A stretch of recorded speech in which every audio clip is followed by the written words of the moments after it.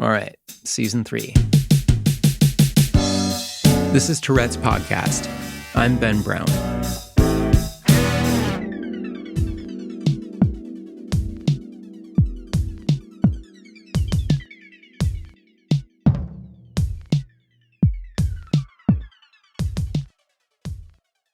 Yeah, season 3. Took a little longer to get here than I expected, but we're here, and this season is just going to be, so every season is great, all 2 of them in our past, but what's great about this season, season 3, and what I'm excited for you to hear is that people, I guess, are more used to the podcast, or more familiar, I should say. And that, I think, has kind of taken the conversations to a new level of fun and warmth and openness. You know, we keep opening up new doors, and the digressions go to really good places because we both know where we're trying to go because there's that familiarity now. And that's amazing. It's great. It's difficult to launch a podcast out of nowhere and ask people who have no idea who I am and have no reason to know who I am to talk openly about something that is none of my business. You know, even though I have Tourette syndrome as well. And of course, this podcast is where I, someone with Tourette syndrome, I spend some time talking with somebody else out there in the world who also has Tourette syndrome, just to see what we can figure out. So right out of the gate, I'm giving a huge thank you to everyone who appeared on the first 2 seasons and totally changed my life by giving me the chance to talk with and relate to people who have something rare in common with me. And we both have stories about it, and that gives the chance for people in similar situations to tune in and relate. And I'm just blown away by where this has all gone because it still surprises me, and it's all because of you guys, and I'm very grateful. This is going to be a really great season, lots of just awesome conversations ahead. This is episode 0 of season 3. We'll pick up our first conversation in episode 1, which I'm releasing today as well, and that should be waiting on you in your podcast player. Or you can find it at tourettespodcast.libsyn.com. Libsyn spelled Libsyn. tourettespodcast.libsyn.com. So for new listeners, I totally failed to introduce myself. My name is Ben Brown. I live in North Carolina, and I have Tourette syndrome. You can hear my backstory in season 1, episode 0. But briefly, I was closeted about the entire thing for all of my adult life until the dawn of 2018, when I asked myself the question, you know, I'm totally an adult. Not that that necessarily means anything, but I was in a position to ask myself, you know, why am I hiding my TS? What am I embarrassed about? What am I scared of? And I knew the answers to those questions. I was scared of negative judgment and being reassigned in society and, you know, meaning the popular preconceived notions about TS could set me back. That's what I was worried about if people got a hold of that information about me. And I was always afraid of that from my teenage years onward, even as someone whose tics could be concealed in some way.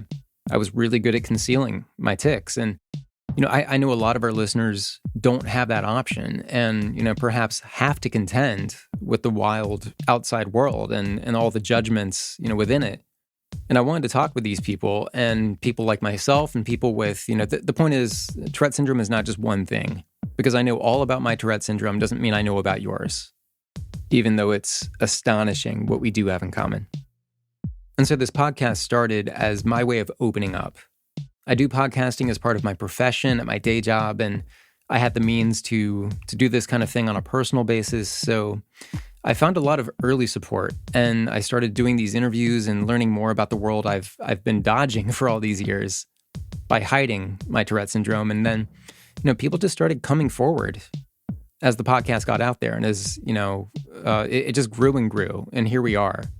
And again, all credit to you guys for that. I'm open about it. I like answering questions about it now from people who were completely uninitiated about Tourette syndrome or lived, you know, kind of within the stereotype, that level of understanding. And so I like answering these questions now and talking about it with, you know, the people I work with and, you know, just anybody else, you know, friends of friends who come to know that I have Tourette syndrome and have questions about it.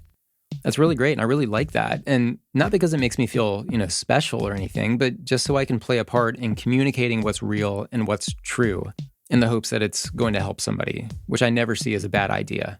Although I say that without any pressure on anyone to talk about anything that they're not ready to talk about or don't want to talk about at all. Your Tourette syndrome is none of my business. My Tourette syndrome is my business.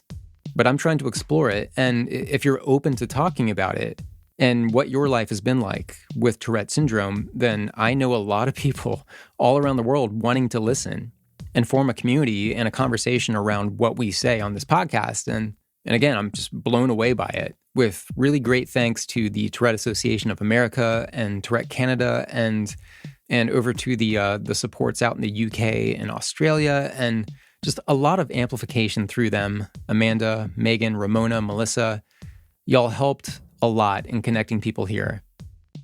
But let's go ahead and get to some listener comments and questions. My name is Katie. I am 17. I live in Tennessee and I have Tourette syndrome. I was wondering what some of you guys do when you're sick and it hurts to tick because you're sick, or if you have a cold and you have a sniffing tick, you can't do it. What do you guys do when that happens? Thanks. Okay, so when people send in questions like this, you can weigh in by sending an email to me, tourettespodcast@gmail.com, and I'll get it to the person who asked the question. Or you can also take it over to the Tourette's Podcast discussion group on Facebook, which has really grown in the interim between seasons. But these are listener questions coming in for you to answer. And that's the conversation. That's how it works. That's the best way. And that creates new conversations and new sort of follow-ups. And, then we just end up having this sort of body of conversation. Also, I absolutely love this when you send in your questions and comments in an audio format that I can just play here. I can just drop it right into the episode. Not to undervalue in any way the eloquence of the written word. I've been told by some listeners that they're more comfortable writing out their comments because speaking isn't their preference, or they may have a disability. And all I'm saying is, whatever you want to communicate, however you want to do it, I love it. tourettespodcast@gmail.com. Send everything there. Let's just do this however we can and keep this communication going. All right, let's open up an email. This is fun and a pretty popular question, I guess, in terms of subject matter. This is from Andy, who was very concise. He says, "Hey, Ben, thank you for the podcast. There has to be some science on the link between Tourette's and music, right?" And that's it. That's Andy's entire email. And he didn't need to say much at all anyway, because this question about musical or creative talent and Tourette syndrome comes up a lot. It comes up all the time.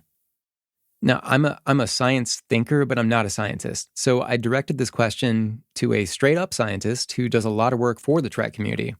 And that's Christine Connollia, PhD, assistant professor in the Department of Psychiatry at the University of Minnesota. Dr. Connollia says the following. "Interesting question. I don't see many good quality studies that look at this issue. The one exception is a study I'm attaching." And just to cut in real quick, as Ben, the study she's referring to, it's from the Journal of Neurological Sciences.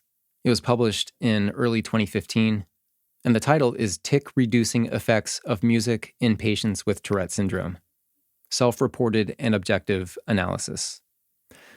Back to Dr. Connollia, she says, they didn't look at whether people with TS have more or different musical tendencies, but looked specifically at the effect of playing, listening, and imagining playing music on tics, and found a short-term decrease in tics associated with musical performance. So one hypothesis could be people with TS may gravitate to music because it has beneficial effects on their tics. So it might be a more rewarding activity than, say, someone who doesn't have tics. But getting to the spirit of this question, which I think is, does TS maybe come along with musical/artistic inclinations? Again, no direct studies on this, so we can't go much beyond anecdote. But if we want to speculate, I do think there are some interesting brain features of TS that could complement these activities. We know TS involves excess activity in brain systems that are responsible for helping all of us learn how to do motor sequences automatically. To explain, when you first learn an instrument, it's super effortful because you use brain systems that involve effortful control. The more and more you practice, your brain activity during instrument playing shifts to an automatic, habitual system. This is a good brain setup that helps all of us learn how to do important motor sequences on autopilot, like drive a car, ride a bike, swing a baseball bat, etc. So now, throw in there this idea that the habitual system is extra strong, like in TS.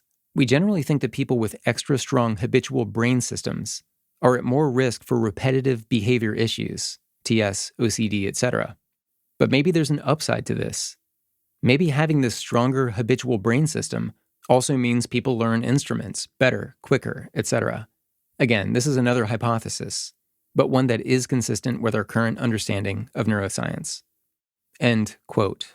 Thank you, Dr. Christine Canalia, who is one scientist I'll be calling on to bring some refereeing to this podcast. Because that has to happen when we're talking about science and claims and certainly questions that I'm not qualified to answer. Dr. Canalia, thank you. Okay, so there's a lot ahead this season. I'm amped, just so excited about it. We're going to get to it. One last thing for this episode 0 of the Tourette's podcast. I wouldn't be saying this without the encouragement of certain listeners to talk about it. Please hang around with me here for a second while I explain this. This is something I've wrestled with since season 1, in one way or another. And I feel weird bringing this up, and I'll explain why. This podcast will always be free to listeners. It's always going to be free. I want to say that up front. I would never put up any barriers to listening. I want it to be heard by as many people as possible, inside and out of the Tourette community. And while you see more and more podcasts out there trying out or committing to the paywall model, I'm never going to go that route with this podcast. It's always going to be free as long as it exists. But there is some encouragement out there, and I appreciate it, for some kind of non-binding, totally voluntary, pressure-free, contribution-based support system to help pay for the hosting site fees, things like that, which is fine. The hosting is not expensive, but because this podcast has grown into somewhat of a responsibility, I don't want to do any, advertising or sponsorships. Just doesn't feel right to me. And I never want to be seen as monetizing the stories that we're telling on this podcast. And let me repeat that. I would never dream of monetizing the Tourette community for myself. That would just be flat out wrong, and it's not what I'm talking about. But before long, I will put out something as an option that you can exercise on your own free will, if you like, to throw a little support to offset what goes into the production of this podcast. And I do have in the works some ways of saying thank you for any contributions that may come in. Feel free to sound off on that, give your ideas about it. I'm listening. If this is weird and problematic in some way that I'm not thinking about yet, let me know. But there is likely going to be some sort of portal for anybody who wants to support the podcast. And the encouragement for this is coming from people who have already said that they would like to support it. So thanks for sitting with me on that and kind of hearing me out. Welcome to season 3. Really excited about what's ahead. Some different stuff this time around, more age diversity, some different kinds of stories. Just really excited about this. We'll see you in episode 1 and weekly thereafter. Every Friday, this is Tourette's Podcast. I'm Ben Brown.